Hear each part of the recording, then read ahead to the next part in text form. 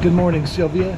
It's day 7 of our adventure. It's about 45 degrees, 5,800 feet in elevation, and it rained during the night and rained until about 10 o'clock. So we're getting a late start today. I didn't want to ride in the rain. We're in Soda Springs, Idaho.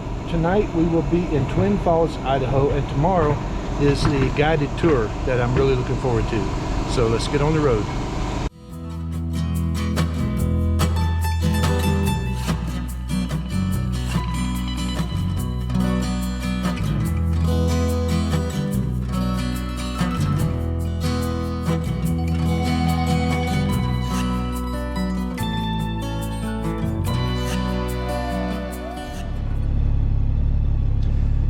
I saw this last night when I came in. This is where I stayed, Soda Springs, Idaho. I thought that was pretty neat. Ooh. I'm here at a cemetery in Soda Springs, Idaho.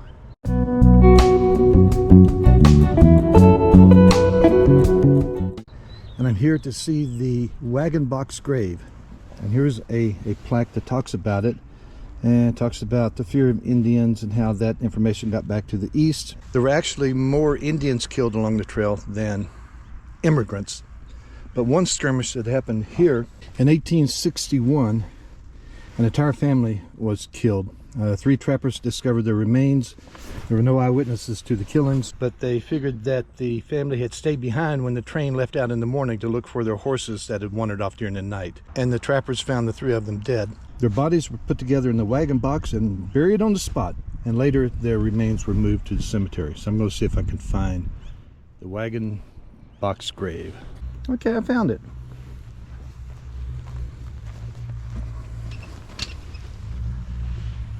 Wagon box grave of 1861. First grave in the cemetery. Now here it talks about a father and mother and 5 children massacred on Little Spring Creek, 1.5 miles south of this spot. And the plaque said 3, so someone's got their numbers wrong. But anyway, buried in a wagon box. So this is Soda Springs.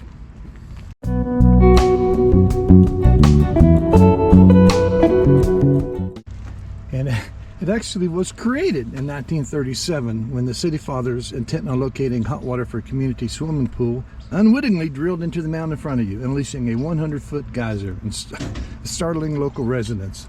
And here it is, spewing before it was capped. And the immigrants called it Beer Spring. Said the water tastes like soda water, especially artificially prepared. The water is bubbling and foaming like boiling water. I drank of it. I find it excellent for baking bread. No preparation of water is necessary. Take it from the fountain, and the bread is as light as any prepared with yeast. I see something bubbling over there. It says it erupts every hour on the hour. I don't know. There might be a little artificial help with that, but let's go up to the top and see what we can see. Well, the townspeople that drilled here and actually created the geyser thought that it would lead to resorts, tourism. But after a couple of weeks, the water calmed down, cooled off, and it was heavily laden with minerals, which meant it couldn't be used for tourism. So here it is today. I see it bubbling, but I see some infrastructure there too. So I don't know, I'm a little curious if it really does erupt every hour or if it's pumped to eruption. I shouldn't say because I really don't know, but kind of an interesting place anyway. There are hot springs in the area. You know, this one was created by drilling into it. Close to 90 years. This was created in 1937 by drilling into the hot water. And this is what has built up that time. Wow.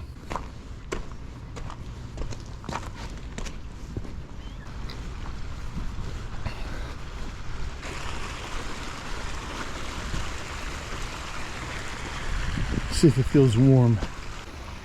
So much for the boots. It's lukewarm. Feels about like body temperature.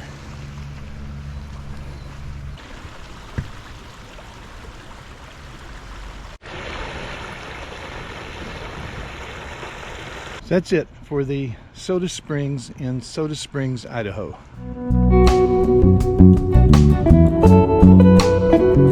One tidbit wrong about the springs that I just showed you.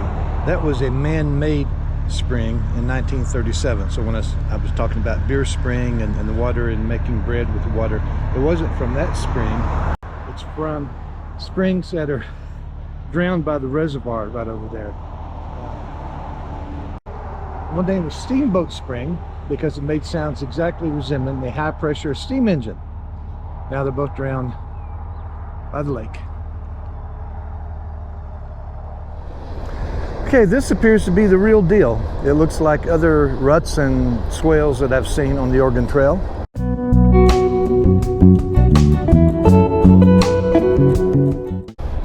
And if you'll just follow up to the white marker and then it veers a little bit, that's a rut. And if I walk right over here,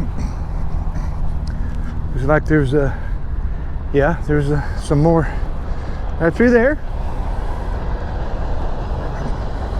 Okay, this is a pretty good description.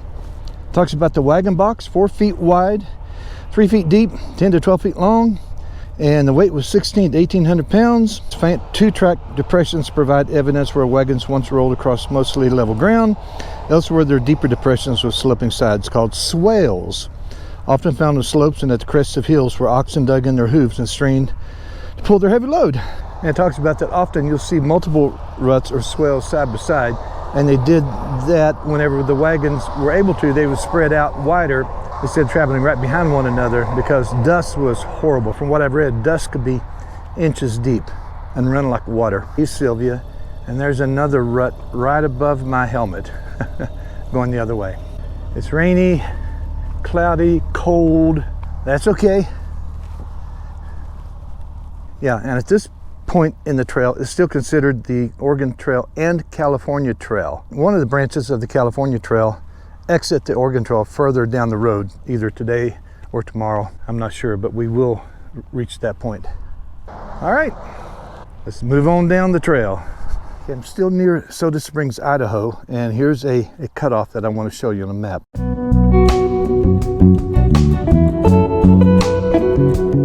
I can't pronounce it. I'm not sure how it's pronounced. Hudspeth? I can't pronounce it. Anyway, here's a map. Here's the Lander Road that I traveled part of yesterday. Here's Soda Springs where I'm staying.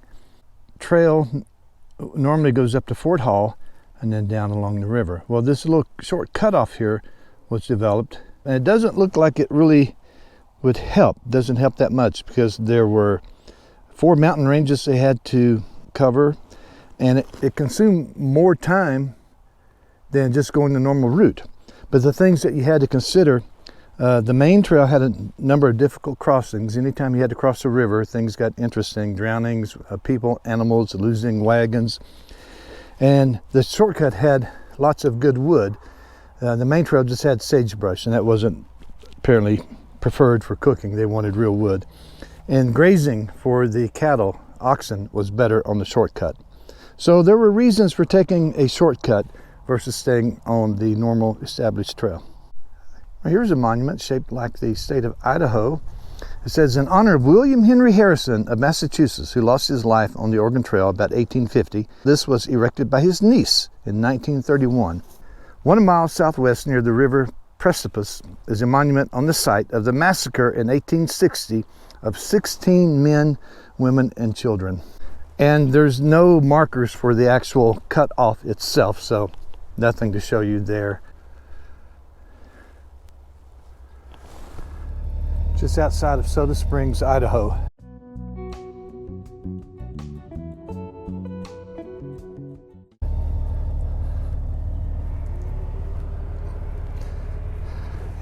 Here's a very good map.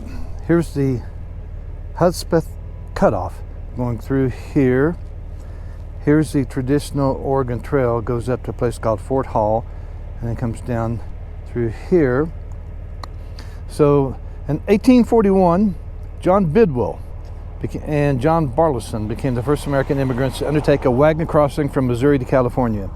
They got right in here, and half the group said, "Nah, we want to go to California. We've been hearing good things about that." So they cut south from here, went down to Utah, across the north side of the Salt Lake, and then into Nevada.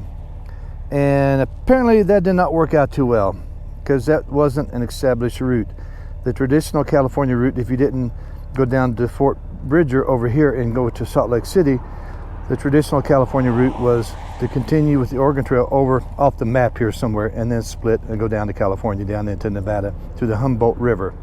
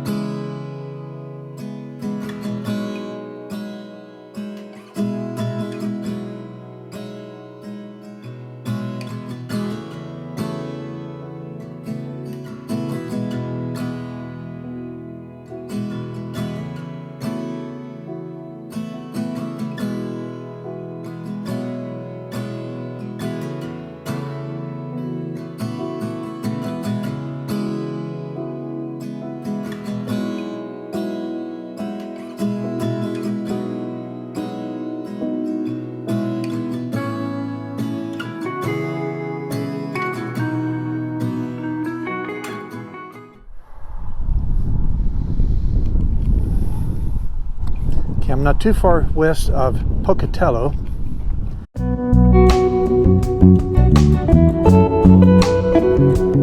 Pocatello is the name of a Indian leader. Oregon Trail, immediately west of here, you'll cross a small canyon that Oregon Trail immigrants regarded as their most dangerous exposure to Indians. And after 1854, they had good reason to be alarmed. Wagon traffic had ruined important traditional Indian trails. Thousands of oxen, sheep, and cattle had overgrazed a broad zone along the trail, leading to Indian resentment. And a few immigrants had shot enough Indians to provoke a great deal of bitterness. So August 9th, 1862, it seems to always happen in August, Pocatello's Shoshone band resisted further wagon traffic here, trapping a small immigrant party in a deep gully. An unusually fine stretch of wagon tracks leading to that site can be reached by a marked trail from here. So I think we should go take a peek. But before we walk on down the trail, I want to show you one more thing. Display in here. There's a lot of good information, but I wanted to point out this one here. Dust and mosquitoes. Dust was so bad it covered the wagons, beds, clothes, victuals, and children, all completely covered. Mosquitoes were as thick as flakes in a snowstorm. Poor horses whinnied all night from the bites, and in the morning the blood was streaming down their sides. 1850. Mosquitoes so troublesome that we could not go out of our tent without everything but our eyes covered. Horses nearly black with them, and they cannot eat for them. This just talks about how bad the dust was. And I may have mentioned this before, but most people walked on the trail, with the exception of young children or those that were sick. They had to walk because the wagons only carried 1,800 pounds, and there was no room in the wagon. Just think about how many pairs of shoes people wore out walking the trail. I was over here in Soda Springs this morning. The trail comes this way, but that's all backcountry. Landor Road joined the Oregon Trail at Fort Hall, and I'm not going to Fort Hall. That's on an Indian reservation, dirt road. There's nothing there to see anyway. I'm right here. Tomorrow I'm taking a guided tour along the trail right here in the backcountry. I'm looking forward to that. I would like to have seen the trail, Ruts, but there's no indication of how far away it is. I've already walked half a mile. It just keeps going. It looks like it goes under the other side of the freeway. I just walked underneath the freeway here, and I don't want to walk a mile or two. I don't want to leave the bike in a rest area that long. This site is associated with a rest area. Just too much traffic going by. So, oh well, on to the next one.